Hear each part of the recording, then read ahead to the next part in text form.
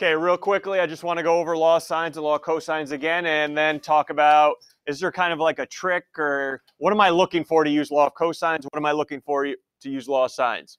All right, so you don't need to jot these down anywhere. Just want to remind you, law of sines, A over sine A equals B over sine B can be used in any triangle.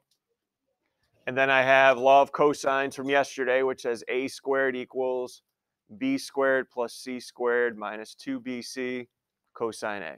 All right, real quickly before I let you go, what's this mean down in the denominator here? That's angles. So what I'm trying to tell you is, how many angles do you need for law of sines? You need at least 2. And it's okay if one of those 2 is the one you're trying to find, but you need at least 2.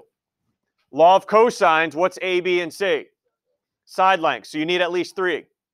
So remember that today as you're trying to find a side or an angle. Do I have 2 sides? Okay. Do I have 2 angles? Okay. I can use law of sines. Or do I have all 3 sides? Okay, I can use law of cosines. Please, please remember today, law of cosines will never be used to find the B or C value. If you find out you're plugging in and you have B or C remaining, probably want to use law of sines then. Okay? So what you're going to do right now in your group, all right, you're going to go through all these, set it up. All 4 problems are solving the triangle.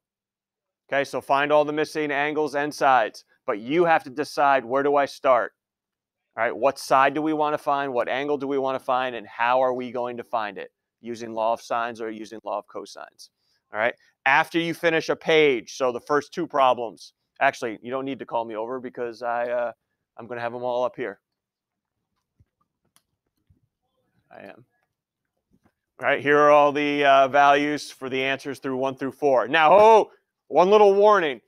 On a couple of these, especially with the angles, you may be off by a degree. That's fine. I may have used law of cosines. You may have used law of sines, and maybe it's a degree difference. That's okay. All right, so if you're off by a degree on some of the angles, that's fine. All right, call me over if you're having issues or an argument. When you are done, we are not going homework. We are not going homework when you're done. You are going to go to the review part of your packet and do problems number 6 and 9 from the review section. Okay, and the answers are in the back of your packet. Let's roll. All right, I put you with new faces to talk to each other, just not do stuff on your own. How do we want to do this problem?